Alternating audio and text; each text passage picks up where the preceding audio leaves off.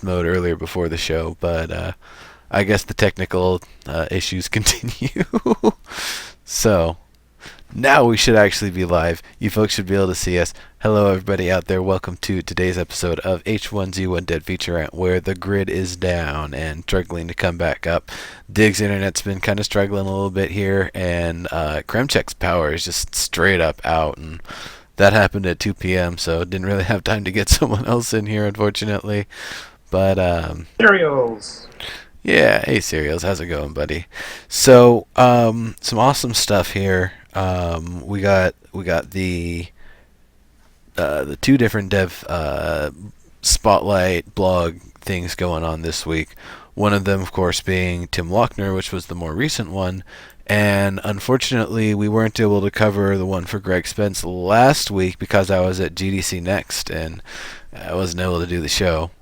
We were going to try to make up on Thursday, but just got way too busy. You go to a convention, you got to email everybody. So, yeah. So we're here now. We've got all sorts of stuff to talk about here.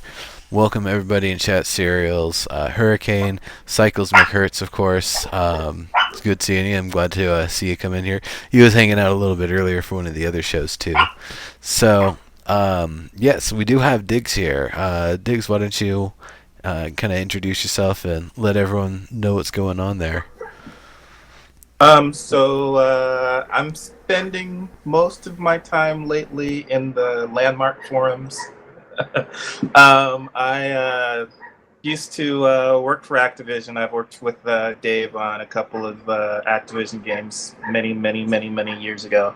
I am not usually a survival game person, so H1Z1 wasn't on my radar until Survivor Radio, and that's what got me very interested in the game. And I'm not been really following a lot H1Z1 the last couple of months because I'm ready to get in the game and do something, and we don't even have a early access date. It's kind of funny. Most of my Activision buddies used to tell me that I'm not a gamer for real because I don't play enough games, and that's true. I only play a couple of games a year, but when I play those games, I usually play the crap out of them.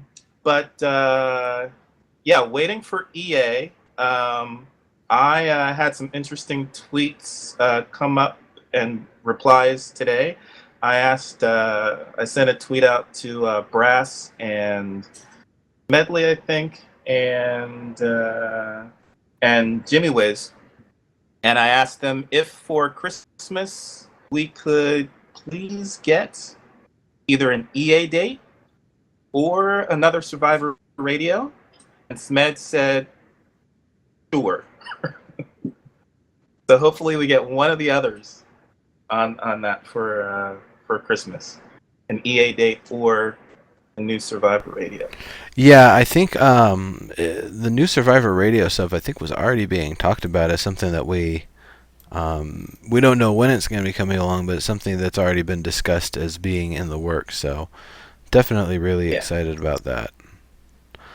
And then I hit up Matt Broom. I was asking if it would be possible to get a female character model in before EA. And he said he's working on that now, but it's going to be after early access. Gotcha. Yeah, and I noticed, I did see that one actually, and that one's pretty cool.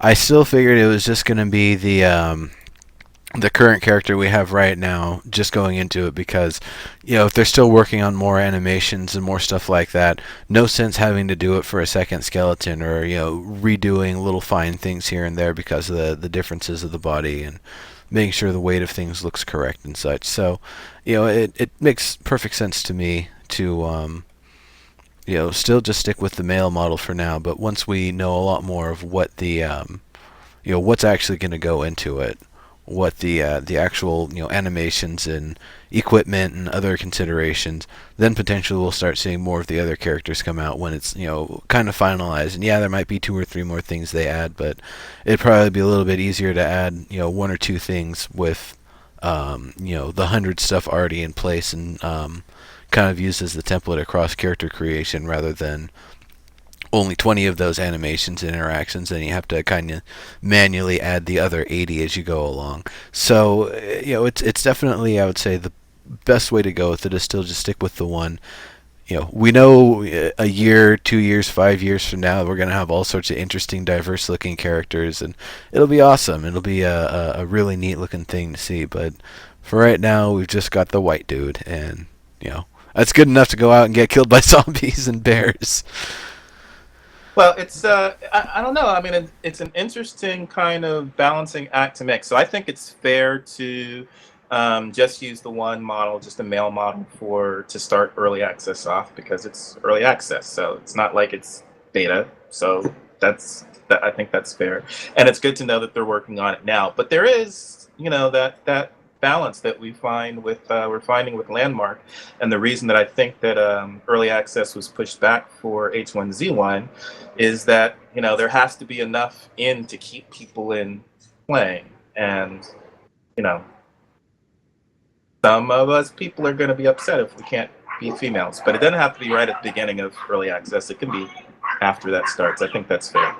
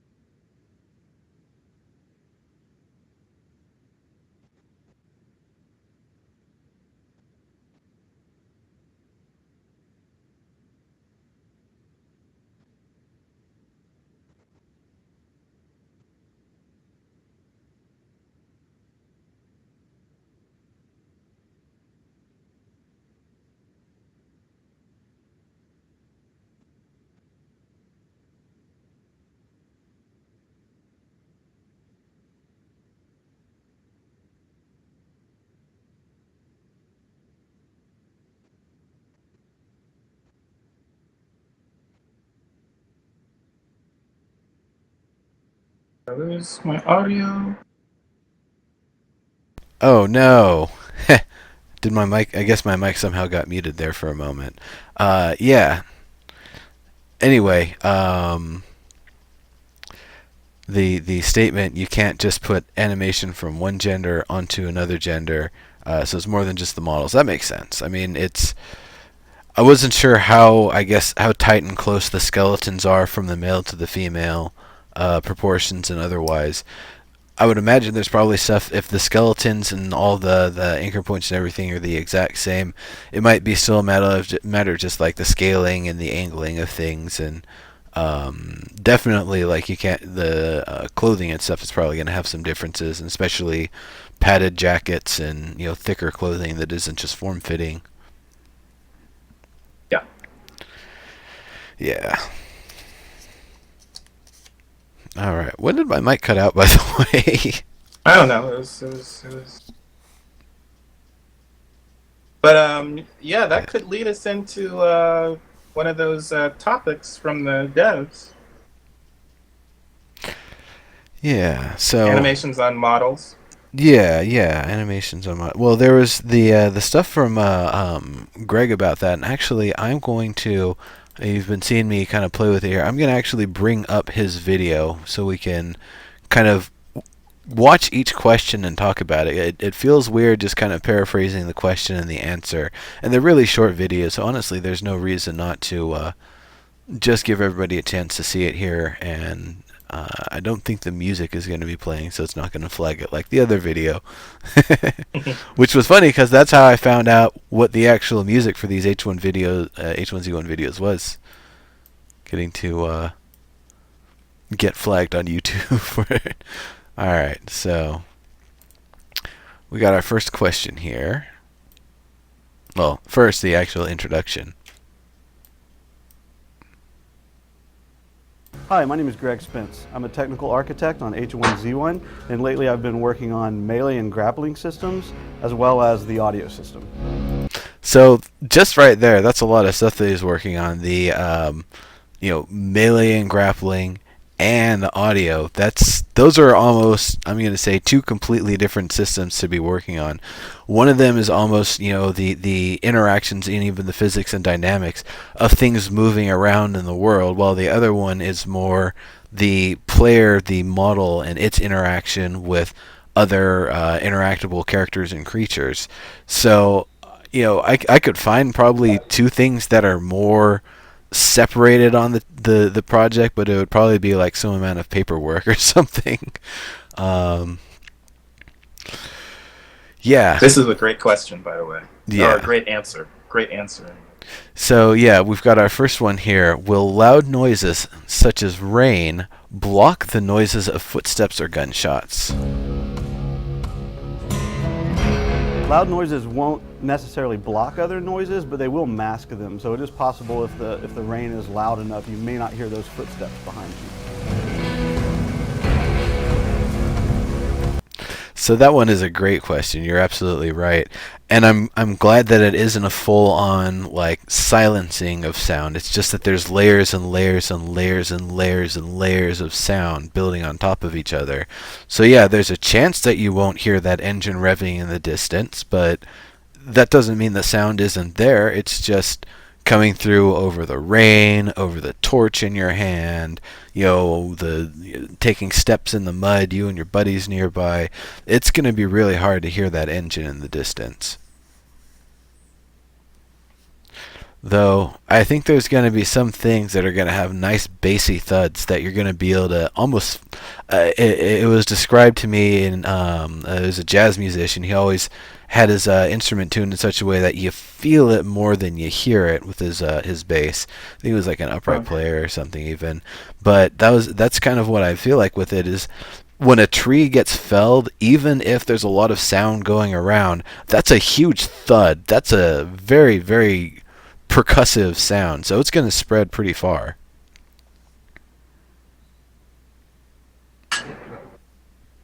What was that?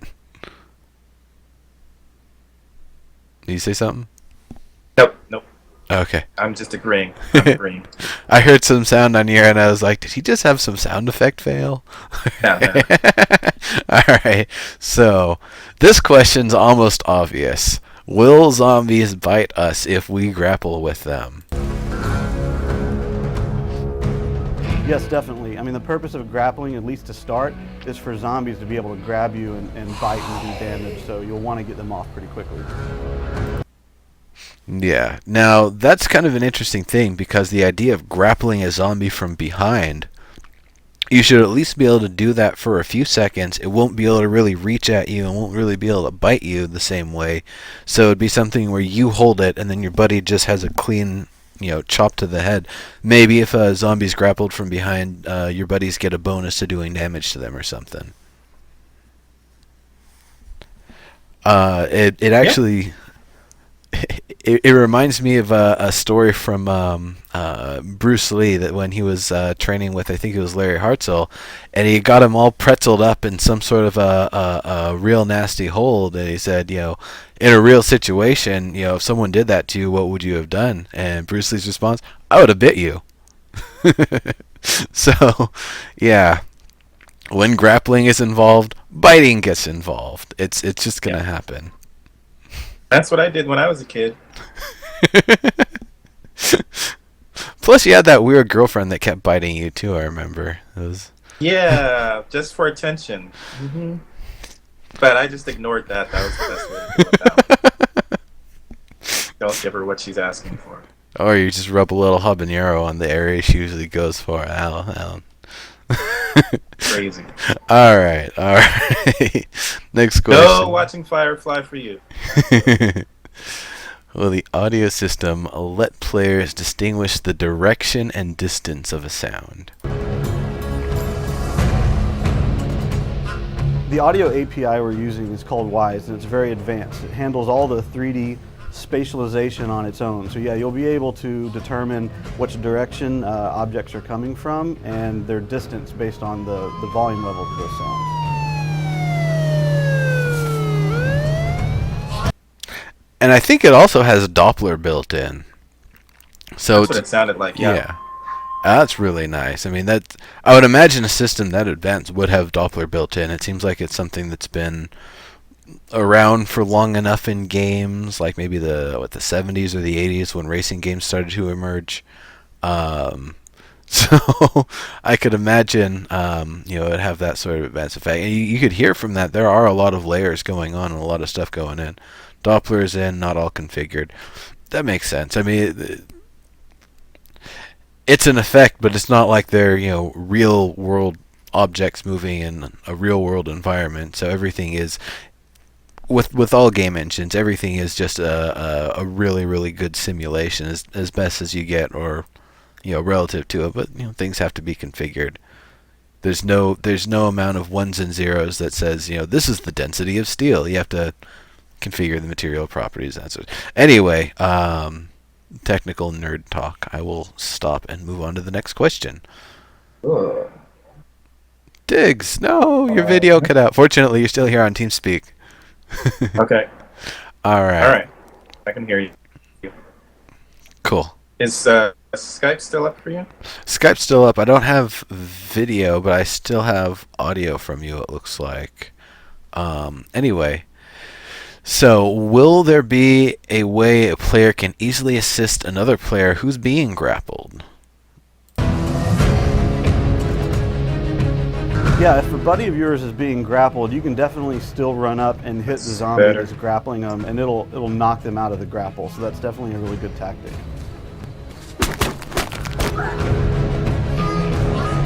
So, yeah, we got you back on there. Very cool. Yeah. So the deal with grappling, yeah, if you are being grappled and your buddy comes through and hits the zombie, it'll knock it off. I'm wondering if the same works if once again, if you were able to manually grapple a zombie from behind to kind of hold and contain it in place. I figure it would kind of hold because you're not not reacting the same way. Plus, you're not the one who's getting hit. If you're the one getting hit, I would imagine it would break your grip. So that that could be an interesting sort of thing, angle that you're grappling from, or even if you grapple somebody low from behind, if you can actually trip them potentially if they keep moving forward. Oh, are we gonna be able to go low and do stuff? Yeah, we've got crouch and prone, I believe. I know I didn't know we could attack from there, but I guess okay. Well, yeah, I know we can attack from crouch. I'm pretty sure we can attack from prone. I think. Maybe the bow might look a little funny because it'd have to be kind of held to the side a little. You can't hold it upright. But yeah, I'm pretty sure you can attack from all three states. I would imagine your ability to generate momentum and your angle of attacks and stuff would be really limited the lower down you get. But at the same time, if you're trying to hit somebody in the ankle, it's gonna be a lot easier to do than if you're standing up, unless you're just gonna kick them. And I don't know if we're going to have like a something as specified as like a knee stomp or an ankle stomp sort of attack. That's starting to get too much into Kung Fu Simulator, I think. Which I would love, but I think the fidelity of the controls and being able to give all the controls and the options and all the buttons and everything to access all of those, I think could be an interesting technical challenge. A few interesting poses for prone right now. Attacking is available based on design and gameplay needs. That makes sense. But can we attack their feet? Can we, or is it just one big attack for the entire model? That's what I'm wondering. No, there's hitboxes. Headshots definitely mean something. I'm pretty sure That's true. of all the locations have differential damage they take and effects if you're hit there and stuff like that. Alright, so the next question. Can you please talk more about the combo system in H1Z1? How many hits per combo per weapon? Well, I kind of know the answer for this, but let's, I know it anyway because I saw the video, but I would have known it beforehand. So let me roll that here. There are not a specific number of hits per weapon with the combo system. We have the capability of having weapons with just one hit on up to any number of hits are possible. So it really just depends on the style of weapon and what the designers want to do. So that's pretty much the answer. It depends on the weapon, but I would say it's a combination of that and whether it cycles or not, whether there's a kind of final blow with the weapon, or if it's something you can just keep flowing with the attacks. Like if it's a swing left, swing right, and then a really big finishing overhead swing. I don't know if the combo actually works with that, because it's if you're actually swinging through and following through, it doesn't quite work the same way with a lot of the other combo attacks where you hit and the moment you make contact, you're pulling it back to make another strike. But yeah, there's most definitely a lot of difference in the combo from weapon to weapon. You got chills watching that last zombie kill. It's good stuff. Did you want to say anything on the subject there, or that was pretty much it? No, that was pretty much it. All right. So the next question here: will multiple zombies be able to grapple you at the same time? Currently, you'll only be able to be grappled by one zombie at a time, so that shouldn't be an issue, at least in the beginning. Note he says currently. Currently. That doesn't mean there won't potentially be, zombies at different levels. In fact, it's something that's been talked about, having zombies at different levels, high up, eye level, down low. So I could see one grappling you high and then a crawler, making their way over and grappling you low, and then you're really in trouble. Remio, don't even. All right. When will we see finishing moves or ending abilities like smashing a zombie skull in? Well, for one thing, we aren't always fighting zombies, but I'll let him answer the question. They can smash people's heads into, sure. When we designed the combo system, we certainly did that with the idea of finishing moves in mind, so the capability exists. That's something that requires special animation work to make those cool finishing moves, and we definitely want to do that, but that might be something that comes in down the road a little bit after EA. Thanks for sending your questions along. We really appreciate it.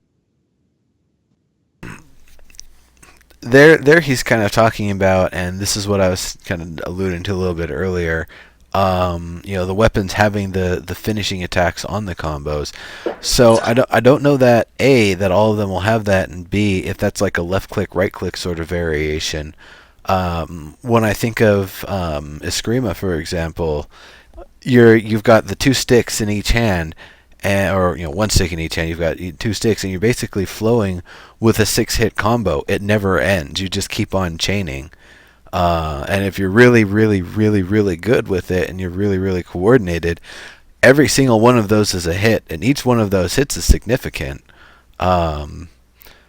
Technically, you can take out an entire set of ribs if you hit somebody really square with a nice, solid piece of whatever, whether it's like a ironwood stick or a metal pipe or whatever.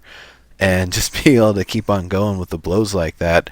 It stuns things. It whatever it is that you're hitting, whether it's a person or something else, I would imagine it's just going to get completely flustered by the rain of blows coming down on it. Bear probably wouldn't care that much. It's still a bear at the end of the day.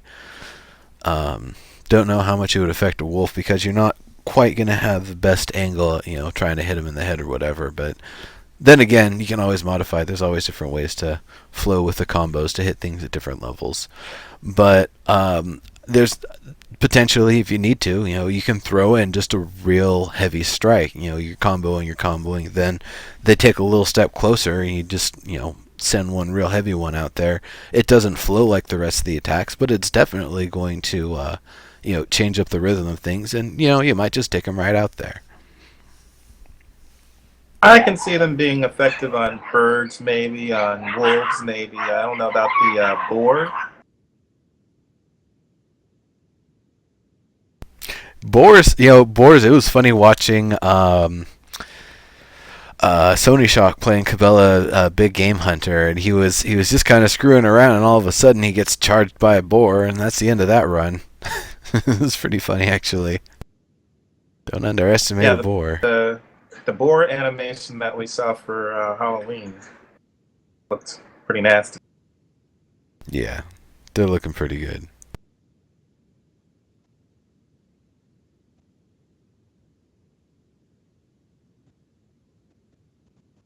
Yeah, Krem's internet's down right now. If he comes back, we're gonna fill him in, back in place. But right now, we're just gonna be handling the video stuff here. So let me bring up the other video here. Oh.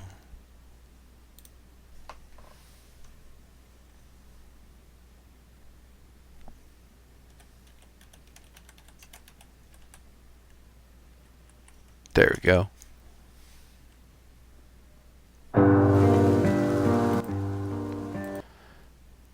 I like that they use the different music for each video. It's actually pretty cool. Alright, looks like it loaded up properly. Very cool.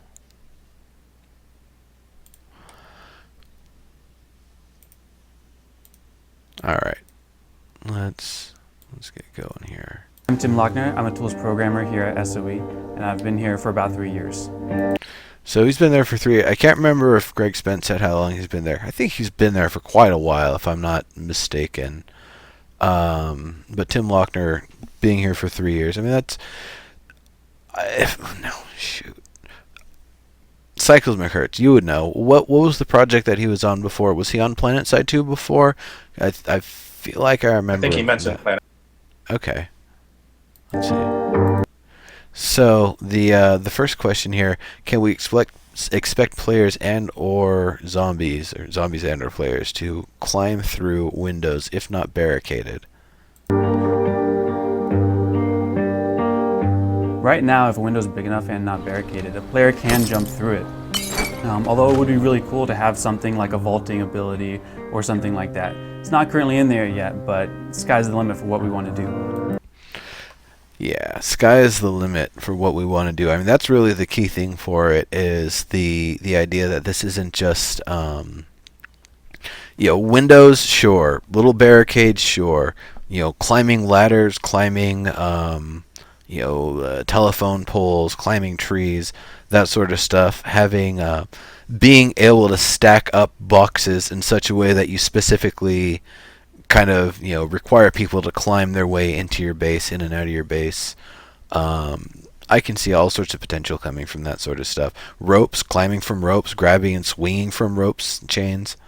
That would be a hilarious sort of thing, being able to Tarzan some zombie upside the head, just swing across and kick him in the head. But it would be awesome. Everyone would want to do that. People would totally make videos of it. That's kind of an interesting idea. I hadn't thought about barricading, using boxes to barricade lower windows and climbing up to get into the higher ones. That's an interesting strategy. I think of so many box and barrel warehouses that are FPS maps that's pretty much how they do it. Is like some amount of boxes and barrels are stacked up to one of the windows that leads out to a sniper point somewhere or something. So yeah, that's a Tarzan with a machete. Hell yes. So Tim was on Vanguard before, which went down actually right at the end of my my birthday marathon on July 31st. Unlike Free Realms, I didn't try to hop in for a few minutes of Last Glory with that one. It's like, I've still got my box for the game over there. Yeah. Well, that's cool that he was able to transition to another project. I'm really glad to hear that, because I understood Vanguard was kind of on its way out, even earlier. But yeah, that's really cool. So, we've got another question here. What kinds of things do you think H1Z1 brings to the table which allows it to stand out in the crowd? And he gives basically the same answer I would give without naming specific projects. The big thing that you got to take away from SOE making H1Z1 is that we make big worlds, and we make worlds with a lot of people. So that's going to be the first thing that stands out about it. The other thing is we have experience making these kind of worlds and polishing them, and we have a lot of tech that supports creating these big worlds, whereas a lot of independent studios and people who are making other games in this genre don't have that benefit. Yeah, so the answer is basically we've got, AAA infrastructure, servers, technology, background experience. We've got one of the longest running MMO in history. We're big time. I'm not going to say this is no big deal for SOE, but compared to some of the struggles we've seen with a lot of the indie studios trying to do the kind of large zombie survival games, it's just been a real struggle for a lot of them to get things even to a point where gameplay really feels stable and consistent, and then to be able to build more features and content beyond that. I could just go through the laundry list of games that are like halfway there and stalled out. I'm not going to. I will bring up Unturned. That game, it seems pretty complete for what the creators intended it to be. I actually have a lot of fun with that. I've been playing it a lot the past couple weeks. Kremchek and he's not here, but Nolbro, another one of our buddies, we started playing it a little bit more recently, and it's actually a pretty solid zombie survival sandbox game. Various different rule sets and stuff that you can have with it too. So I'm pretty happy with it. It's never going to go kind of above and beyond what it is unless they decide to replace all of the graphics with more complex art, and I don't really think that's the goal for it. It's nice that it runs on a low-end system. But What I liked go about ahead. what I liked about the answer is that he seemed to mention to me large worlds, that they're good at that. But also, I mean, it's an MMO, and one of the key objectives for H1Z1 is that it's not as focused on PvP. They're hoping that people will rally together to fight the zombies, and that's what I'm looking forward to. I'd rather have a cooperative game with the other players than a competitive game with the other players. And I don't necessarily, want no competition, but I like that they're going to be focused on cooperation as well. For sure. And that's another thing. A lot of the games, while they're hosted servers, they're not like true persistent world MMO, and also they don't have the same like server infrastructure that SOE has for, we've seen things run really well for a lot of their games. And the funny thing is, just the Forge Light engine itself, with all the tech that's gone into it, it can just you can make any old game with 2,000 people in it in a large environment, and it's just running fine. It's just the Forge Light engine being the Forge Light engine at that point. It's no struggle. So it's definitely already coming into it with the tech, plus the fact that Smed himself is he's gotten in on the project, and he loves the hell out of it, and he loves zombie survival stuff in general, and he loves trolling everybody, like whispering early access in 1 week when he was on with the devs. And trolling people with his dog. He loves to troll people with that dog. He also likes to light people and things on fire in the game. That's just huge power. He's just insane. It's just hilarious. I think he's probably the scariest thing that's going to be in the game. They should really design like the big, beefed up ogre-like zombies after Smedley. Like the former football player gone zombie types. Then I think that would be perfect. All right. Next question. If you could add any system without limitation, what would it be? I really like his answer. Best answer. The system that I would implement in our game, if I had no limitations whatsoever, would be for players to leave trails of beaten paths and grass being patted down, and for flora to not grow where players go often, so that you can kind of create dirt paths from players walking the same path over and over and over again, and for that to be trackable by other players and seen across the entire server. That's awesome. That would add such a huge element to the game for players, for zombies, for animals, being able to track them, know where they've been, where they're at, where they constantly go between. That's big time. Sounds like it's a huge technical hurdle, though. Yeah, because that would pretty much. I think it would almost be a matter of implementing the voxel world of Landmark and that sort of technology to make it happen. Because you would basically need a world that's permanently being deformed constantly, over many passes and iterations as people go through the area. And I think I guess more static world version, like semi-static world version of the Forge Light engine that we're seeing with PlanetSide 2 and H1Z1. I don't know if it would be equipped to handle things the same way, but likewise, it's also equipped to handle a different scale of people and number of people in the same space doing, a lot of stuff. You couldn't put PlanetSide 2 on the voxel engine. There wouldn't be anything left after about an hour or two of combat. The entire world would just be craters. So I could see it actually being possible with H1Z1 because you aren't really, blasting everything. Someone would, I'm sure, write, things are dry, giant, dick and balls with explosives that you go to this mountaintop that you're guided to, and then you go, now, look to the west during the sunrise. It's like, oh, damn it, balls. The people will always find ways to troll. I know there's going to be all sorts of signs and text people put up just to troll each other. Yeah, I saw somebody do something like that on some kind of map where they would run around on the map and their trail would follow on the map, so they were able to draw penises by maybe it was like Google Maps or something like that. They were able to map out penises by their daily walk. So yeah, I can imagine people in game trying to do that. That's awesome.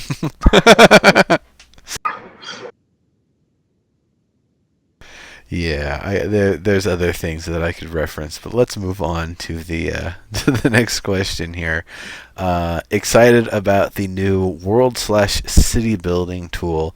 Any little tidbit you'd like to say about it? It's a good little tidbit. The only things that I can say about the new world building tool is it will use a lot of procedural generation to create what we end up seeing. So a lot of the small things will be hand tailored. Like I'll create an oven and I'll be able to say the oven can have pots on it, but which pot ends up showing up on this oven is procedurally decided from a list of things that we've given it ahead of time. So it's kind of a combination of handcraftiness and procedural generation to create the result that we want. The big takeaway is that it's going to be creating large worlds that have a hand-tailored feel. Yeah, so I really like that. It's the sort of thing that not only can it be used for generating the world itself, but also varying the world. If people have gone far enough away for long enough, you could switch up the entire interior of a house. You could switch up an entire house if you wanted to. You could switch up everything. It could be like that movie Dark City, where everyone gets drugged and goes to sleep, and when they wake up, the entire world's changed and their personalities have been swapped with someone else's. Maybe not that second part, but the idea that you leave an area and when you come back, parts of it aren't as they used to be. Potentially it's an area that hasn't been visited in a while. Or another use of this could be just general variance from server to server, that when it first gets loaded in, some amalgamation of things kind of leads it to be the this version of the house with this oven with these plates on it and this type of cabinet, and these ones work and these ones are hanging open, and all those sorts of variations. That to me is really, really awesome. Procedural worlds, procedural handcrafted quality looking stuff has been getting a lot better. There's actually a zombie survival game called Survive I've been supporting, and actually I'm going to be playing it in a couple hours here in one of my later shows. Right now, it's just running around in the world, surviving zombies with a bow and arrow. The next thing that's going in, and it should be coming in very soon, is procedural buildings. So you'll be able to start up, and all over the entire server, the entire space that's generated, completely different sets of buildings, completely different configurations, the positioning, the spacing, what's in them. To me, that's really exciting. That's lovely to have that kind of variance. All right, I think we might be getting a creme check back here. Creme.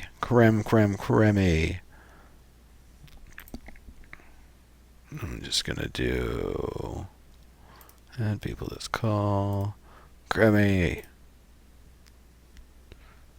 Having no internet is balls. Yeah, I mean, I think it's so cool that we get that nice mix of procedurally generated content with a little bit of handcrafting in there, just so it's not, totally inhuman. Well, yeah, dynamic is what we get. Kremcheck, you can join us on TeamSpeak. You know the info. Oh, wait, it looks like you're back. Hell yeah! Alright, let's see if I move that and move Kind of that. weird and uncomfortable sharing this box.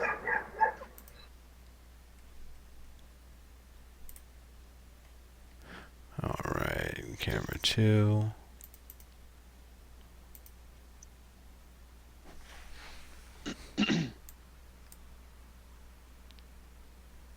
Alright, give me just a second to configure. Let me I'm gonna bring up the last one here, and we'll talk about that real quick before we while I kind of configure everything here.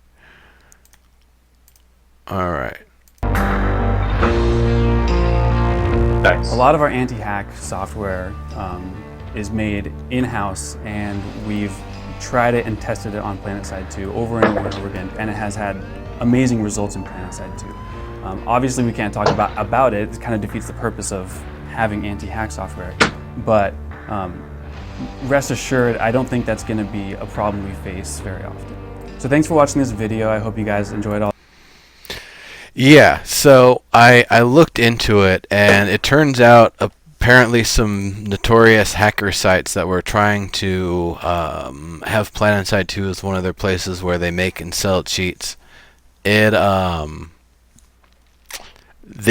threw in the towel. They moved on to other games. It was a real surprise to me, but from what I understand, PlanetSide 2 has some of the tightest security. The only things that were really issues, I think, are things that people could potentially exploit from in-game stuff, like and not even that they intended to either. Like there was an issue where you would get flagged as being in the warp gate even when you weren't, so you'd be invulnerable wherever you were at in the world. And interesting issues to try to resolve that came around.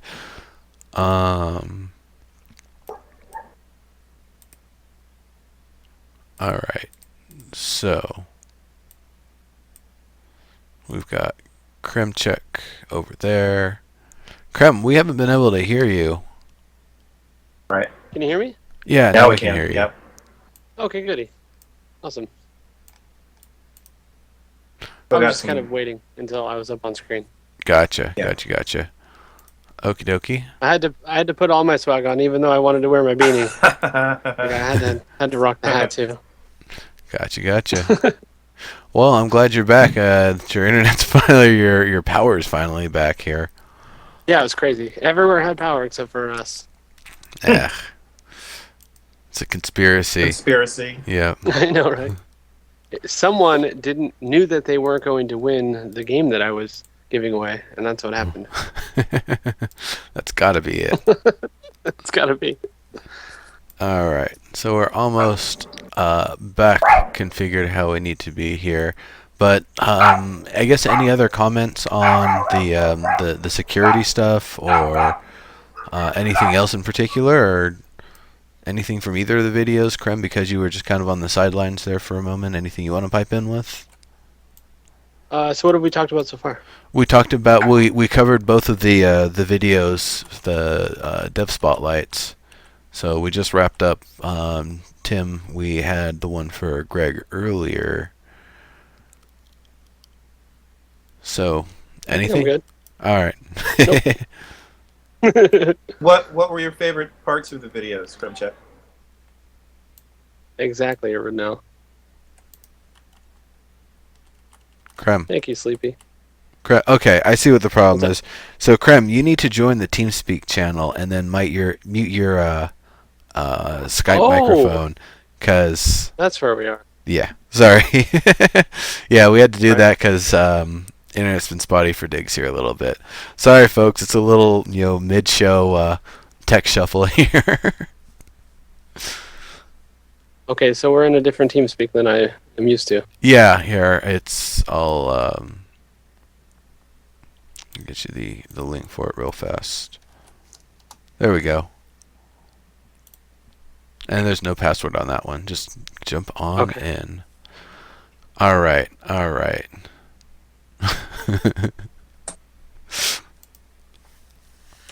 Nothing is You're right, Serials. Nothing is hack proof, but you're not going to be buying any canned bot. So I know a lot of the cheats actually come from, and I'm not going to explain the process, but it's basically running Windows as an emulated environment in Linux. So you have pretty much all of the data and everything that's going on in the Windows and the game stuff somewhere completely separate that you can play around with all the variables. You can give yourself 999 bombs and a million score and all of that stupid crap that people do. So I think you have to pull me in. Oh, yeah. User was There we moved go. to your channel. All right, now you need to Cool. mute your Skype mic. Now I need to mute, yes. Yes. Double cram. Mute. There it goes. There you go. All right. So, Krem, tell us what you liked best about the videos. Oh, hold on. I have to mute Neuro too. Yeah. Or both of you probably. Or no. Hold on. It's a funny configuration. All I'm right. not used to this Yeah. this Skype. How do I mute a person? In Skype? Yeah. Nah, you can actually just mute me in TeamSpeak. Oh, All right. hold on. Okay. Wait, did that work? Did it work? I think we're good. Okay, cool deal. All right. Okay, good. So I guess we'll kind of from each one from Tim Lochner's video talking about like zombies climbing and how H1Z1's going to stand out, what system he would want to add, which was the tracking system, the new world tool, the world building tool, and the security concerns. Was there anything in particular that really stood out to you in that video? Well, I like the ideas of zombies being more than just something that walk into a wall. So it's not just going to be something that you can climb up a tree or climb on top of a rock or something and get away from, or even if you forget to put up your ladder up to your building, possibly you could still get taken out. So Yeah. I like that idea that they can actually do something rather than just, like I said, walk into a wall or walk into a tree. If you're sitting there, we'll just sit there and look at you for an hour while you sit up in a tree or something. Yeah. That seems to be pretty cool. Well, that was kind of the funny thing was the tactical significance of a waist-high metal rail in the world of H1Z1. Right. So you've seen it. Dygz saw me doing that in real time at SOE headquarters. So Exactly. that was fun stuff. But that's So did they say specifically? I didn't catch. Did they say specifically that they're going to climb everything or anything? So the answer he gave was actually more in the context of players being able to climb through windows and having a vaulting animation and stuff like that. Mm-hmm. But he said, kind of anything's possible. So players having a lot more things, zombies having a lot more things. Maybe the crawling zombies are also the climbing zombies, so they might not get Right. that far, but they can get everywhere. There could be a lot of variation of that sort for sure. Yeah, and it wouldn't make sense to have us be able to do things like climb through windows and such if it wasn't something that's possible for the NPCs as well. Right. Because it would just be too easy at that point. I don't think the zombies would have the ability to Tarzan across like ropes that you've set up for it. Right. And I really hope we get that. That would And be like pretty cool, yeah. just the monkey bar ladders that you just have to climb across from point A to point B to ensure that zombies can't Right. get there. Yeah. Yeah, if you can set up something for a tactical advantage, it's different than just like running and climbing up a tree. Obviously, hopefully that's something that they can get around. Yeah. But if you're actually setting up something that's going to give you a tactical advantage over the zombies, then that makes sense that they wouldn't be able to do that. Well, the climbing the tree situation, I see two things coming out of it. For one, zombies eventually will be able to beat on the tree or wear it down enough that you won't really be able to stay in it anymore, even if they can't Right. climb it. And the other thing is the amount of noise. You can knock on a wooden desk and it's loud. So imagine something, flailing against a tree, especially if it's actually, gotten down to the bones and everything, and it's just whacking that thing with a hard chunk of material, essentially. Yeah, that's going to be loud. That's going to draw more zombies, and potentially a bear might come through, and a bear will probably be able to take down a tree or climb it up. Especially with the smell of you peeing your pants as well. Yeah. I wonder if you're in a tree like that, if ravens will actually come and start messing with you. Oh, that would be interesting. Because they're like, oh, well, they're kind of stuck there, so, we'll start picking at them. Well, if we get zombie ravens, then for sure. Right? Oh, yeah, zombie ravens, you're going to be in trouble. There's nowhere to hide, folks. I mean, at least these zombies aren't going to be like the... I always said they were like reverse water physics, the ones from that one World War Z movie or whatever, where it just looked like they're like flowing uphill or whatever, just masses of them piling up. That's the other thing we're not going to see, is where there's just so many of them, they're moving so fast that they kind of human pyramid themselves, or zombie pyramid themselves over things. I always thought that was hilarious. Yeah. It's like, It's interesting. yeah. I think I would like Yep. if it seems like it would be more realistic to me if once that kind of thing starts happening, if they start attacking each other, because it's not like they're obviously in their right mind. So if they perceive something as attacking them, so if someone's climbing over them, they're just gonna push him off, rip his arm off, whatever they got to do. Yeah. Well, that would make more sense than just like climbing over each other. That's actually a feature that goes way back. I talked about that one a long time ago. The idea that you have enough things clamoring over each other that they're actually hitting each other to try to get to you. Or another one was the idea of, and I don't know how well it would work, but kind of the Spanish Armada tactic of going right between a whole bunch of zombies that are kind of lined up to try to have them swing across and hit each other rather than hitting you. I don't know how well that would work, but it's a cute idea to think of, at least. Yeah, for sure. You gotta help us to get more booze. You got to get more booze. Gotta get more booze. Yeah, I gotta go get more booze too. Old Scotchy. Yeah. Old Scotchy is all drained out. I have that much left of my whiskey, Yeah. so I'll be heading out to the store too. Should cut back all the zombie talk. You're scared. Oh, come on. Alcohol helps you cope with the zombies. Don't you know? Yep. I think that's the main thing we'll need. Yeah, That's our exactly. main resource in H1Z1. Pretty much. In game and out of game. Now that's one of the things. It's like, do you drink it or do you turn it into biofuel? 80% of it goes down your hatch, and then 20% of it goes towards biofuel. We I got to can be see that. smart about this. Yeah. Well, it also depends on how much like corn and wheat and stuff that you're growing. Right. All right. So anything from the video from Greg Spence, the one that we did first, I believe, actually. He's a technical architect. He was talking about both melee and audio, talking about grappling combos and assisting somebody who's being grappled, as well as the audio stuff that you're going to be able to kind of hear a lot of different stuff. Things aren't actually going to fully mute another sound, but things can potentially layer on top of layer that you can't hear something far in the distance. Was there anything from that video that really stuck out or that you really wanted to comment on in general? Not really, no. No? Combos like meh? Everything sounds good. I mean, it all sounds good. All right, fair enough. Was Greg the one that also had the blog with the different sounds, like running away, with the music going into the cities and stuff like that? Was that Greg's?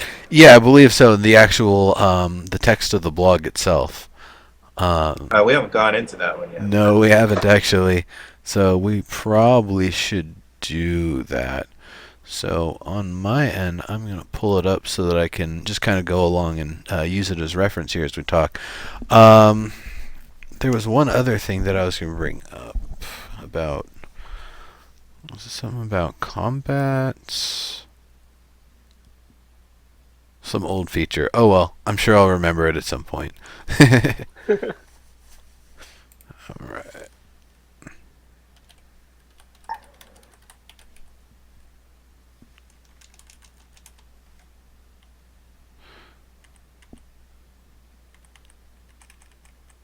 Actually, do you guys have the link handy? If you want to just paste it in chat there for everybody, that would make things a lot easier. Somewhere, let's see. I know one of you's got it in Skype. So we're talking about The Greg's video? yeah, no, not the audio? videos, the blogs. Oh, the dev blog audio Greg. Yeah, Is that the one? that's the one. So let's bring that up and talk about it a little bit here. Well, that's not it. What is happening?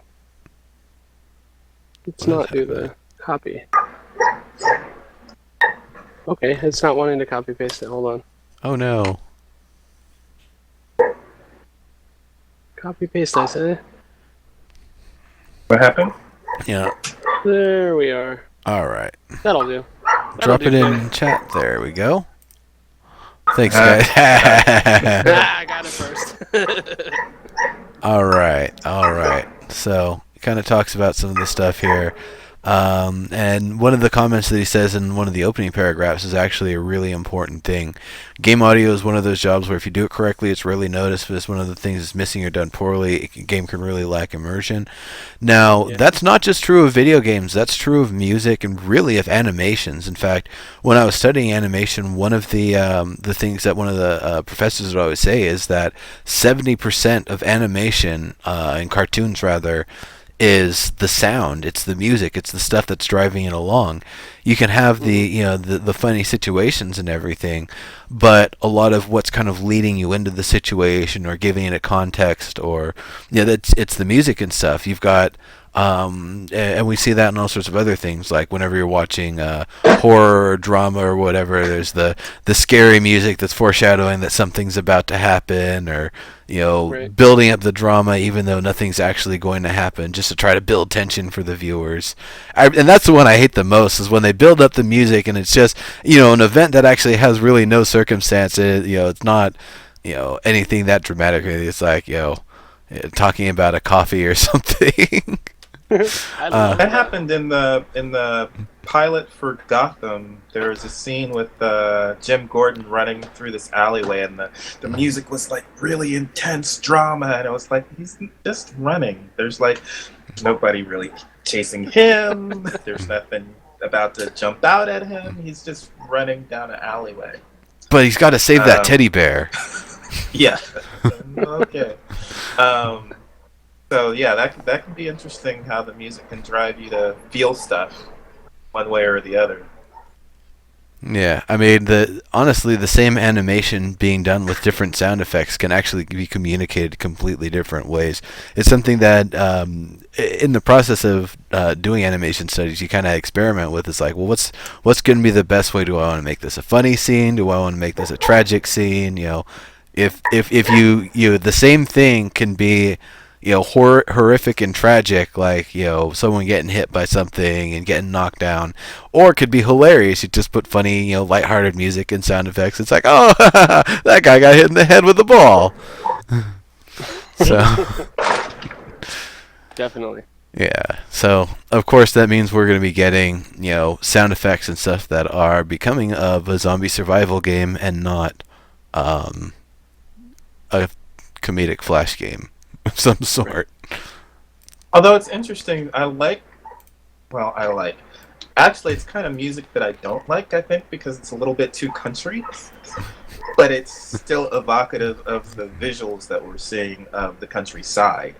So that's one interesting aspect that I found of the music that I was listening to last night, is that it's not normally music I would listen to, but it still fit the genre.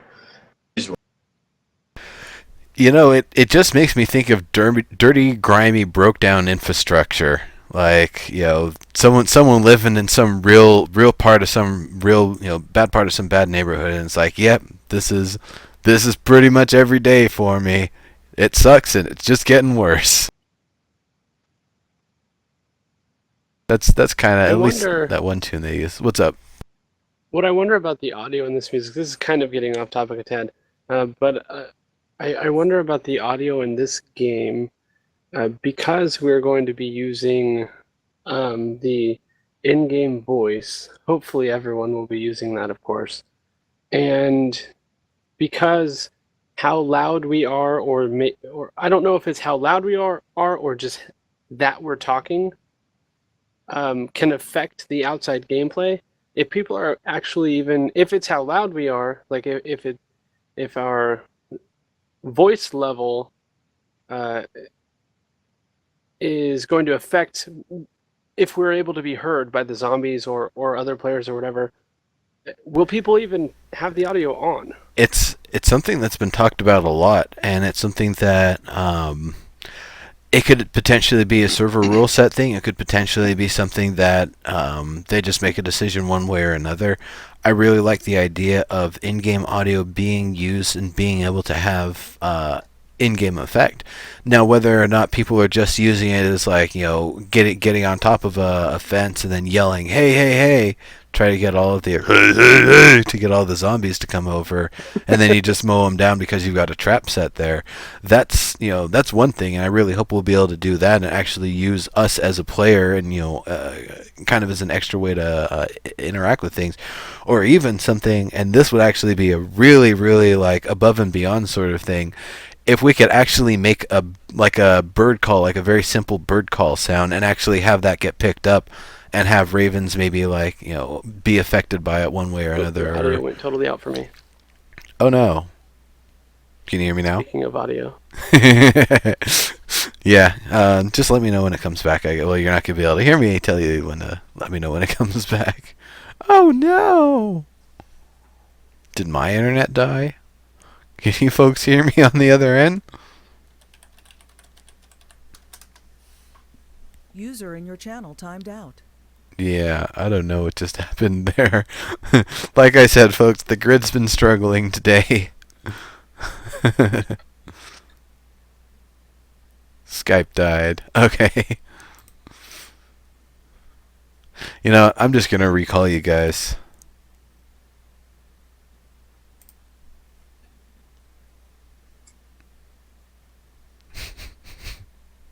Shenanigans. Oh man. So it's really funny that this episode is called Tech Discussion. It's just from the get-go we've been having tech issues. There's not really much you can do about that sort of thing. Oh man. Alright, let me try calling these guys again. Oh, Okay, I got you crap. back. No. Do we have Dygz too? Yep, I'm back. Oh, cool.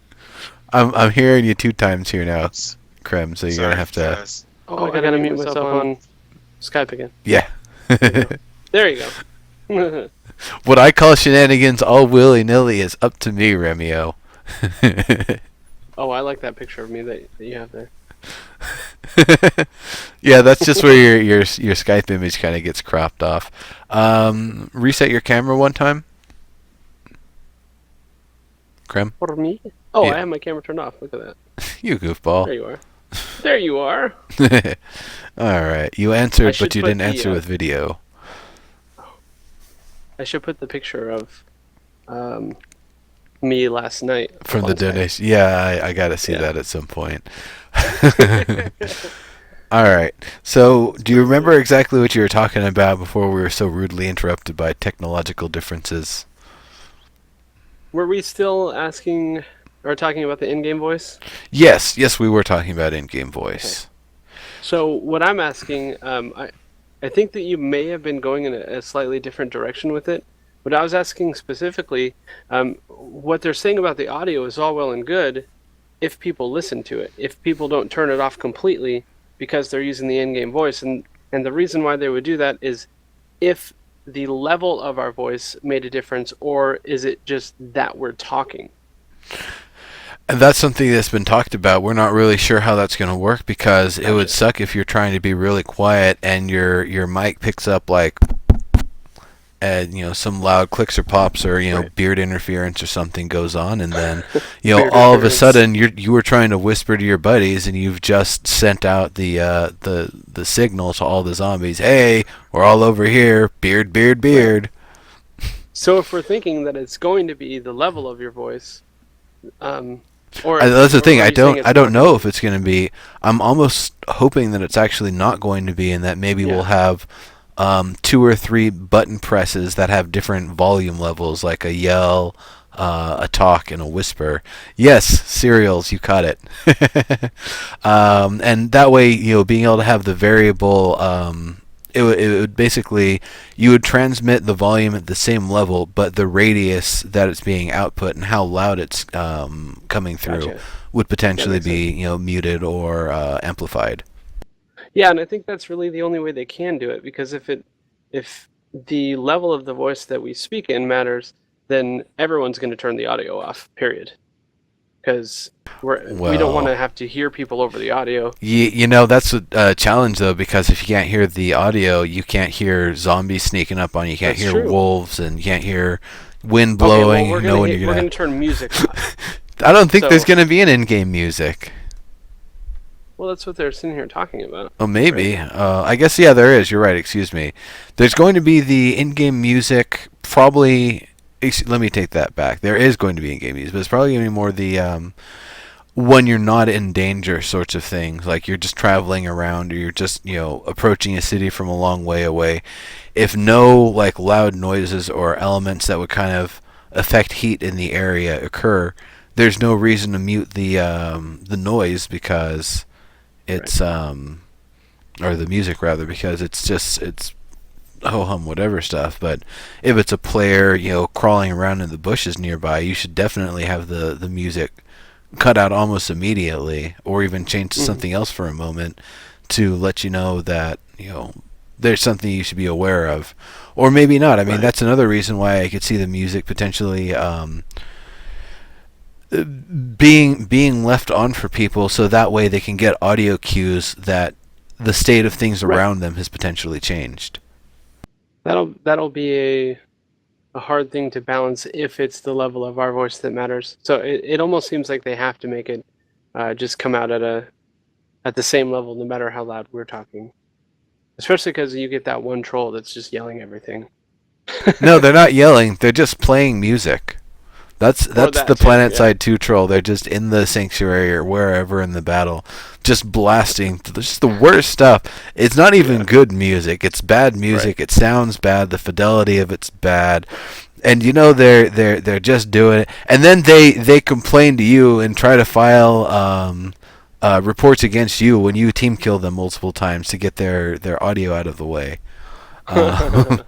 Of course. If it just turns off, that'd basically be cheats. That's true, but at the same time, well, Greg, there's nothing really saying why the music has gotten quiet. If it's a player nearby, or if a raven just flew overhead and pooped near you. I missed something important. Did someone say they were out of booze? Yeah, Dark Boo. They got the hall pass to go get some more booze, but apparently are just kind of Still squandering the opportunity. So, oh well, that's fine. You can wait till the end of the show. That's all That's good. fine, yeah. That's good. I'm probably do need to head out and get some more here myself pretty soon. Yeah, I'll probably be doing that also. Next Everybody close went thing, to maybe 2 more drinks. Oh. want to get more booze. Yeah, I've been thinking about, man, I should get myself some tequila or something. I'll just hang out. It's all good. I hate when ravens poop on you. Yeah, I'm sure that's a common problem, and I don't even where you live, but I'm guessing where you live for some reason you've got raven pooping problems. So, all right. So let's kind of get into the content here a little bit. So, kind of asked about sound effects. So, how do we make a gunshot sound like a real gunshot with all those variables? I'm glad you asked. So there's a lot to it. There's some amount of, like, indoors, outdoors, reverb, echo, what you've got nearby. Another factor to it, and I think this is something that has been talked about in the past, is the idea that it's not just the sound of the bullet being projected and the bullet itself whizzing as it goes forward, but all of the mechanical sounds of a gun too. I wouldn't recommend it, but if you dry fire a gun, all of the sounds involved with that, cocking it, actually squeezing the trigger, having it actually, perform its action, whether or not it's actually firing around or if it's just going to click because there's nothing to fire, it's going to have its own sound to it, and that's going to further add to the kind of distinctiveness and the variation from gun to gun with the different gunshots. Right. And I think it cool. It is cool. It sounds like possibly in the rain it's going to be muffled, or in the wind it's going to be muffled, and like in a large warehouse it's going to reverberate more than in a small house and things like that. That's actually takes the sound effects to a very nice quality. Yeah. That is, it's not just going to be boom, and that's just the sound no matter where you are, no matter what. So I'm liking that. Yeah. That's going to be nice. It's going to be nice, too, because you'll potentially be able to tell if shots are being fired from within a building or, outdoors, Right. Other things like that. So if you can, kind of key on where they're potentially coming from, get a better idea of what's going on, being able to hear it will definitely help with that. Now, directional sound is a weird thing because as much as we want to say humans can hear perfect 360-degree sound, it honestly, ears are almost not quite a binary sort of thing, but it's hard to determine straight ahead and straight behind, especially in a simulated environment. So that's one of those things where reverberation, triangulation really helps, because if something is right behind you, the way that you're going to know it's behind you instead of ahead of you is because it's bouncing off of objects and surfaces behind you. You might not be able to visually tell or identify that, but there's there's definitely ways that the sound can be varied on the kind of the computing side that can help communicate where it's coming from. Also, part of its context. We know something is a sound in front of us instead of behind us because we can see it if it's in front of us, if a sound is being produced, usually, or we can see that there's speakers or something. So it's kind of a tough thing, but at the same time, it's also a matter of, piping all that information to everybody's headsets or speakers. Some speakers actually do project the sounds in the different directions, and it does, because of the configuration of the person's room, actually allow them to tell forward sounds from backward sounds. But it's really a major technical sort of challenge. That being said, I'm really excited to see how the game, continues to develop. I've already played it all. You guys have already gotten a chance to play it, so we already know it's got that directional sound to it. And when something whizzes by or something drives by or something, it's apparent. So I'm really excited to see even more of that as it gets fine-tuned more. Doppler's in, but it's not configured as we were told earlier. So, and then from bullet shots here, this is another thing. There's the boom and a crack. The crack is the sonic boom. The boom is mostly forward. That makes sense. Surround sound headsets do help. I've tried like every headset from Turtle Beach, and it's just the best 2.1 audio I've ever heard, but I get zero surround from those damn things. So, some surround sets actually do work, some don't. Dygz. I thought that most headsets, whether they're stereo or surround sound or whatever, pretty much give you a digital surround sound either way. Oh, they try to do their best, but it's whether they can do 6.1 I mean, or not. it's going to give you left to right, basically, either way. Dygz, is your audio cutting out there? It sounds like you were trying to say something, but yeah, I can't hear you. Yeah, we can't hear you at all. Let's see. Oh yeah, I see. There you go. Now Sorry. you can hear me. Okay. No problem. Whoops. That was One of 10 the things minutes I ago. liked in that, I think it was that top video, was that he was shooting out the window, and I swear I heard downstairs a door open, and that freaked the hell out of me. So that's a cool thing. We're going to be listening to all kinds of stuff, but if it's layered and we can hear other things like, zombies coming in below us as we're up top, shooting out a window, that's kind of creepy too. Yeah, it is. Yeah, I mean, there's going to be a lot of interesting stuff. Now this is a feature going way, way back that I had talked about, and I'm going to bring it up again here, and I'm hoping it's something that we'll get. When you fire a gun indoors, not just the muzzle flash potentially, causing a little bit of glow on the edges of your vision, but the sound of it. If you are firing a firearm, especially a large caliber firearm, indoors with no ear protection, your ears will be ringing. After one bullet. After multiple bullets, they'll be ringing even more. Bullets, they're loud. Gunshots are loud. It's like a firework going off in your hand, basically. So, yeah, that's definitely something that I'm really hoping we get. Explosions and bullets being fired, and potentially a loud metal banging like a car ramming into a pole or something in a closed garage. Those sorts of things. I hope that doesn't happen. Well, the idea that the sound of those being loud enough that if you're close it'll deafen you. That I think would be a really fantastic feature, and that would make kind of an interesting I guess survival sort of thing. Do you have your character, you've got a firearm, do you take the time to put earplugs in? Do you wear earmuffs all the time? It's going to mute how much you can hear around you, and it's going to mute your awareness of what's going on.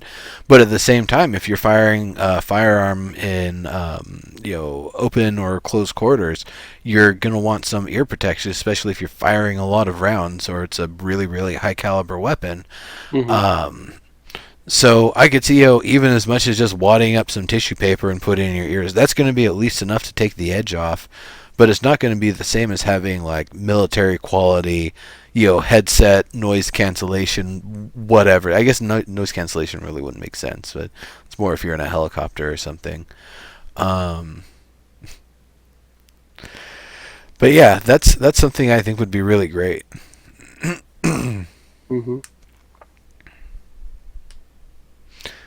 All right, so I'm gonna kind of breeze down here a little bit. There's a lot of technical stuff to read through here, and I enjoyed kind of reading it. We've got the interior exterior audio effects test. So let me try to play with things and get stuff in the right position. Because I think I'll just be able to bring that right up here, and we'll be able to look at it. I guess it's going to cover you, Krem, for a moment, because you were out earlier, and that's where I had the the videos showing. I'll make funny faces while it's up. Yeah, I bet you will. Alright.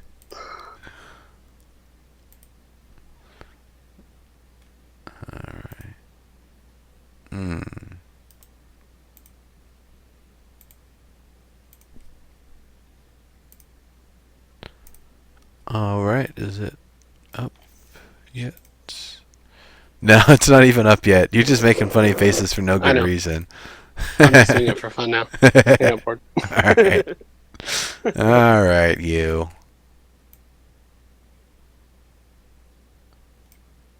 One of these days I gotta get a more technical setup and have all of my videos lined up so it's not as full of shenanigans when I'm doing this. Because this, my friends, is full of shenanigans. Actually, I'm going to make it a little bit bigger so we can all kind of see what's going on here. Alright, everybody. So, here's that test.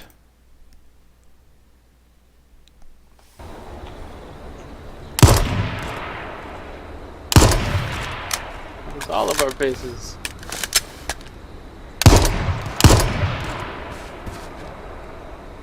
This is the bass. You can hear the reverberation.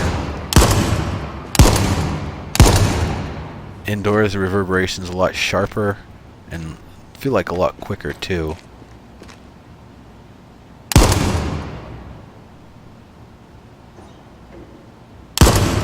The shots being fired outward have a little bit of both. You have the sound of the gun being fired inside, but it sounds like the sound of the shot being projected is going out the window. So that's really cool.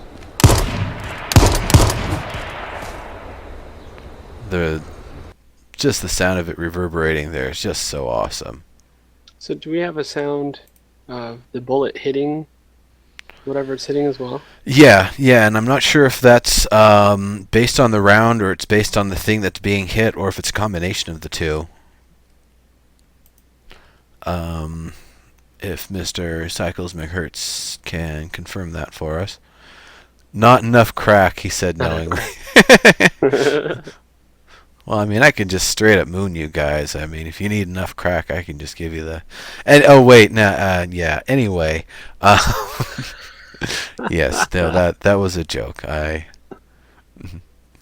Anyway, got the sounds. He's not a hardcore drug dealer.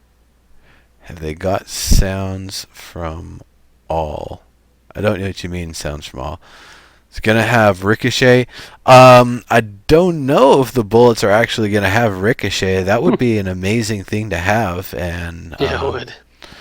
I would personally love it. That would be. I would replace the foot tracking system for to have ricochet. Ricochet is huge. I would say probably not. Different terminal ballistics. Nice. Nice. Nice. Shoot at my armored truck, will ya? Ha! Bullets back in your face.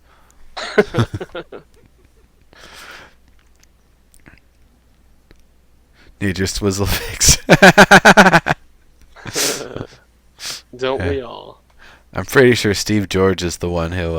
No, actually, I think it wasn't it. Paul Carrico was the one in that video. He's actually the one who created Swizzle. So get your hookup from him. Guns have a high-pitched ping from the metal. Yes, they do. It's pretty cool.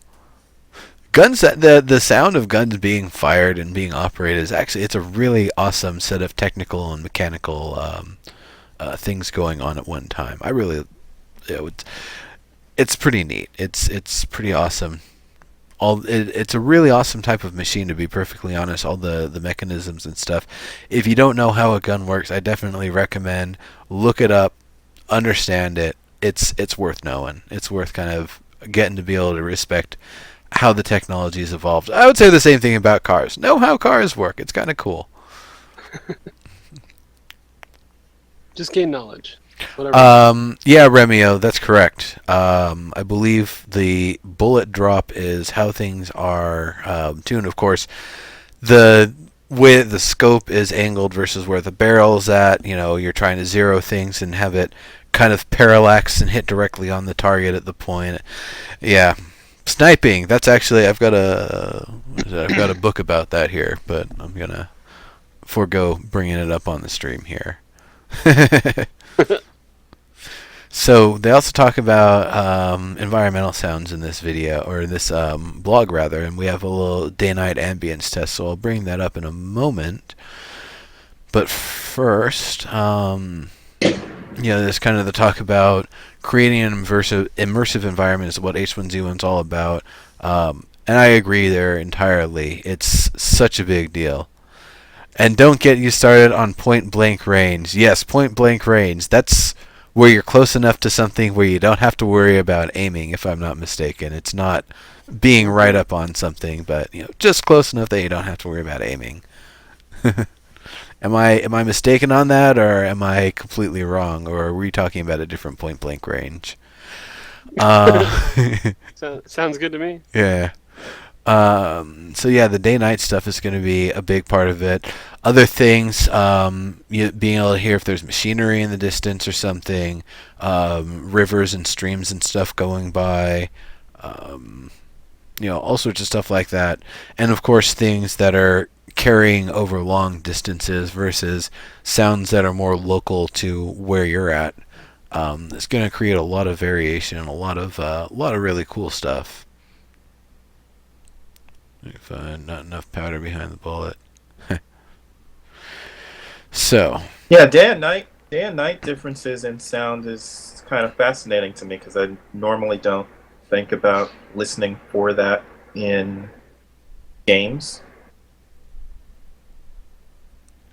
Yeah, I agree. I don't necessarily pay attention to what I'm hearing as much when I'm playing things, and even when I played H1Z1 back at SOE Live, I didn't really pay attention that much. I mean, it sounded nice, but really I wasn't paying that close of attention. But all of this makes me want to pay a lot closer of attention to see if I can actually hear all of this stuff. Well, as it said at the very top, amazing. As it said at the very top, and as we were talking about earlier, part of it is if the sound is done right, it's something you're not going to notice that much. Like, right. I think of another good game as an example, Windward. It's got the environmental effects, wind. You got the ocean. You've got other things when you're sailing versus if you're still in the water. Hear different things, and the music too also adds a lot of environment to that game. Cycle has spent 6 months researching while coding the external ballistics. Hell yeah. I could see that. The Windward, that game puts me to sleep in a good way. Like, it's so relaxing. The music is so relaxing. It's nice. Yeah, it's a really when you're just sailing. Just a pleasant environment. Yeah. Not poning faces. All right, so I'm going to bring this video up here, and we're going to look at the day-night ambience test. Well, looks like I got it mostly in place there. All right.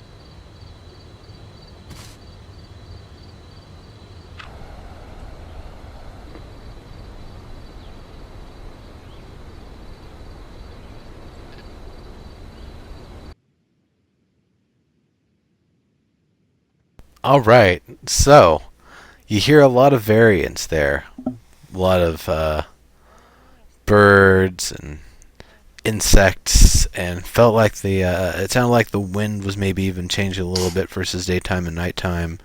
Um, Definitely, I do like the variation a lot. The actually even the types of birds that you hear during the day versus the night was pretty varied there as well. So that's pretty cool. I really like the variation that goes into it, and that's even just where things are at right now. There's potentially a lot more audio that can be going in, as well as regional features. Some sounds that you'll hear in some areas, and some that you won't hear. Maybe you won't hear it as much, or less frequency.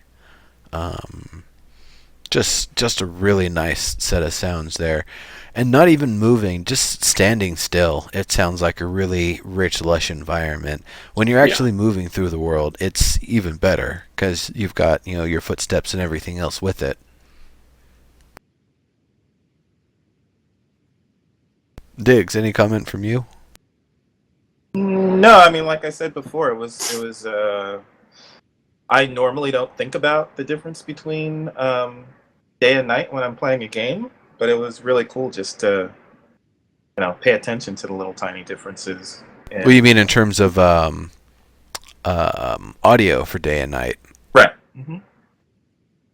Because it was like, if you don't really recognize day versus night when you play games, No. I want your Audio, swizzle, no. man. That's awesome. Got like permanent Audio, night visual vision in is- every game. But like crickets and all that stuff. I mean, I'm normally not thinking about how that's going to sound differently when I'm running around in the daytime versus nighttime. I mean, sometimes if you're going into like dark woods or something like that, that changes. But so this is kind of cool that they're thinking about that.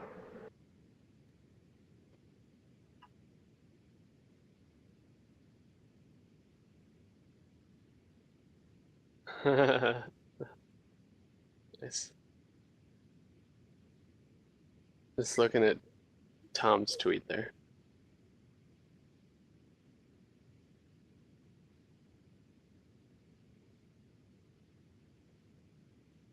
Yeah, I think nighttime is going to be really cool because you're obviously going to have to be you're going to be forced to be to listen to your surroundings because you're not going to really be able to see anything. And if you have a torch or a flashlight or whatever, then you're going to be attracting a lot of attention that you might not want.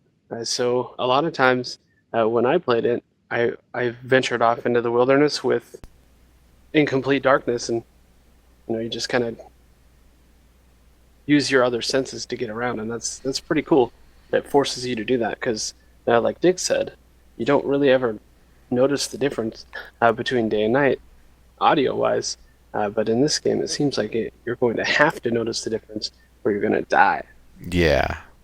You might not have heard me. I was basically saying that tweet is awesome, and throw a follow to Mr. Cycles Make Hurts, Mr. Tom Shank there, because he's awesome. Yes, because he's awesome. Yeah. Yeah, I wasn't even following him. What's wrong with me? I guess another thing to kind of think about with day night, and this is almost like such a minuscule detail, is how temperature affects sound. Mm-hmm. Especially if there's a lake that's frozen at night, but it's liquid during the day that's thawed and melted. It's gonna have different acoustics at night. That's it's kind of an interesting thing to think about, actually. When more moist times of day and night, I think you're going to have a lot more the sound actually being muted and damped down a little bit more than if it's really dry And I think when it's dry, a lot more things are going to be, breaking and crackling as you just walk through Right. brush and grass anyway. Yeah. I was just laughing at the thought of a whole lake freezing and thawing every single night. It's the magic lake. It's like maybe over the course of a season, but probably not overnight. But I understand what you're saying. It's definitely it's a cool thing. What the hell is that? An acoustical physicist? That's somebody who studies the physics of things knocking on things and things making sounds and things reverberating and things. I bet your dad could make a wicked violin. I mean, maybe other instruments too, but that's the first one that comes to mind. His dad also always knows the best seat in a movie theater. Probably, yeah. That is so cool. All right, so music. Music is the other one here that's being talked about. So I'm gonna bring that up so we get a chance to take this in for a moment here. You and your funny faces. Hold on, let me get the video up. I was taking it in. All right, here we go.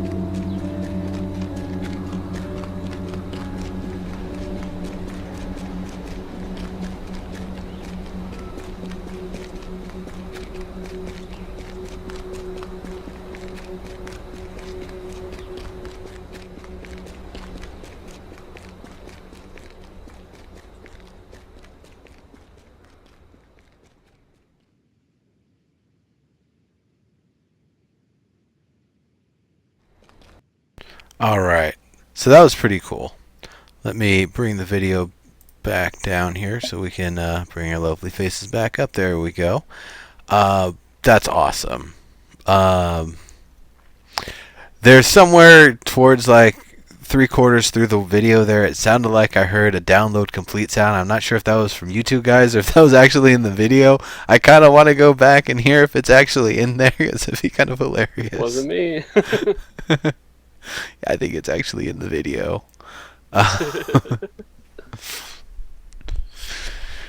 Yeah, no, that's really cool. Yeah, for sure. Dygz, your audio is muted. Hold it, Tanlin. Yeah, how do you think that figures in when people are in the city? That's one of the things that we were kind of talking about earlier is Yeah, that's right. with if you're coming up to an area that nobody's, it's kind of a cheat. It's kind of a giveaway. It's like you're going up to an area, you don't know if somebody's there or not. If it automatically doesn't play music because there's people there, that's kind of a tell. But at the same time, if it plays the music whether there's people there or not, and it only shuts off when you actually visually see someone or actually hear a sound that's been produced by somebody, that could be another way to do it. Another way is potentially adjusting the what layer of music you're in. That level 1 music was very much just kind of basic horror ambience. It didn't really affect too much. It's really not muting too much of your audio and the sound effects that you need to hear. The guitar that kind of comes in a little bit. Again, you're not going to really mistake that for other sounds in the world unless they actually give us a guitar as an instrument that we can play. So the sounds that are coming from music really aren't anything that you'll hear anywhere else in the game. They're really distinctive to just the soundtrack. And then Yeah, but it could still cover up sounds if Oh, there's yeah. stuff moving around, right? It can. But that's why I'm wondering if it's going to be something where it pulls you down from the level of music that you're in to the next lowest layer when the situation changes, and you'll still have kind of some of the music, or if the music will just kind of gradually fade out when some sort of an encounter occurs. And this is just one track. We don't know what other tracks, if there's going to be a like out in wilderness track, that the deeper you are in wilderness away from everything, the more intense that track gets. There could be intense combat music that's very, very faint, but just something that kind of helps to drive the action and make things a little interesting, or something that's causing, getting that little extra element of drama. You're the sniper sitting there, you're lining up on a target, you're just sitting there, and maybe some little tune comes in or something, and just kind of building the pressure for you. Or maybe not. I can see that get annoying. Maybe a bunny hops in the way and it gets really lackadaisical, or not lackadaisical, but really silly music. Yes, it gets comedic all of a sudden. Yeah, that I don't know if that was gonna happen. I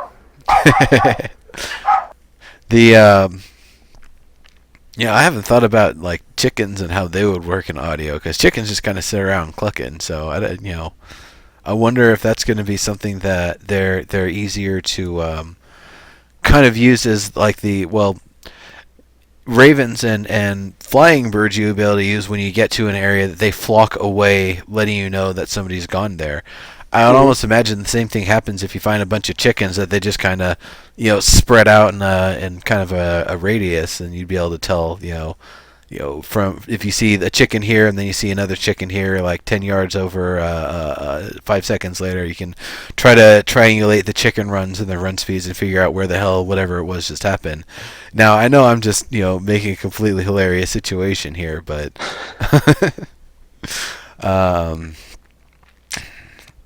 but I'm pretty sure if you see a chicken running, that means there's something dangerous happening, right? Either way. Yeah, or just spotted you. But anyway, we've kind of varied from the discussion on music here. Is there anything else on music that you guys wanted to talk about? Dygz, you're muted. I said that was part of what we were talking about, though, whether the music is going to cover over the sounds. That was on topic. Yeah, the chickens weren't, though. Okay, so chickens are going to be louder than the ambient music. No, I just think it's, again, fascinating. Not only just that kind of layered music playing once we're in the center of town, but also it fading out as we leave town is just amazing to think about.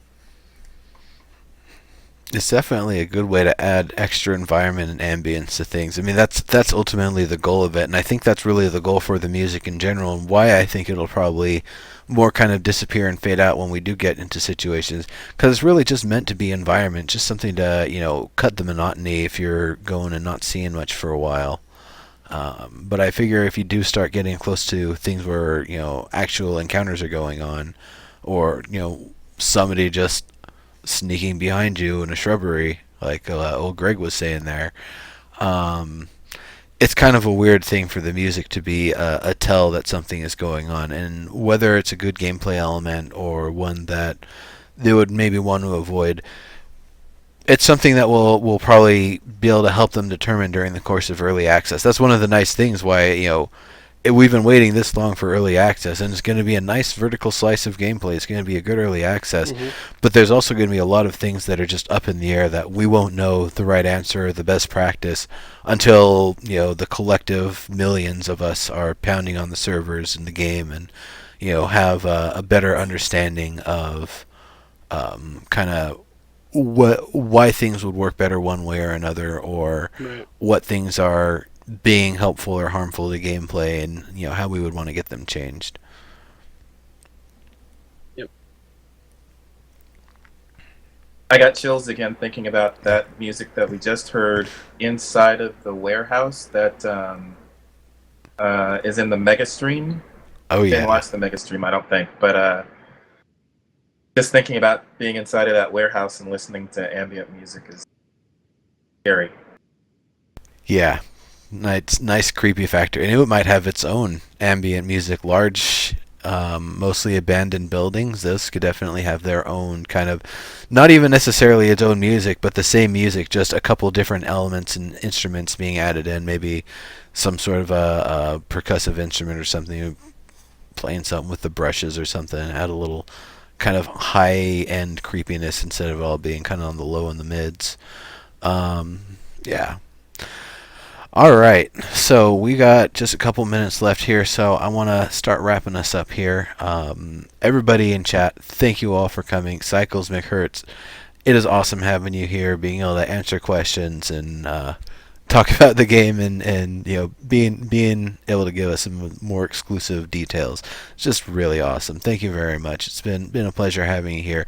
Everybody else in chat, all of you lovely folks, it's always a pleasure having you here. And obviously, when H1Z1 is actually in early access, there's going to be a hell of a lot more folks in here. So you folks are the awesome the regulars who are going to be up in sorry, here. this is wrong side.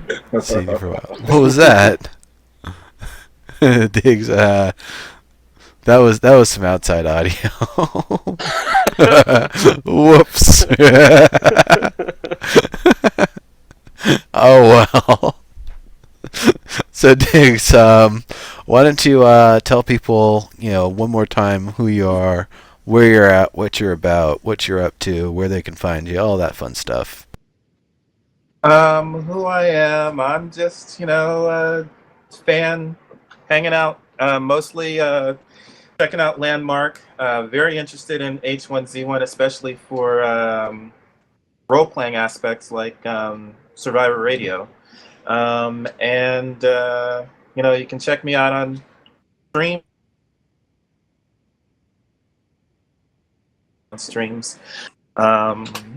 Hopefully you'll see me more around H1Z1 content once after Christmas, when we get an EA date or actual H1Z1 forums. I don't know. But yeah, I'm around. I'm on Very Twitter cool. too. Yeah, for sure. And Krem, why don't you give people a little bit of a detail who you are and what you're about and what you're up to? Yes, I am Kremcheck. Follow me on Twitter, Kremcheck21. Here on Twitch, just that Kremcheck.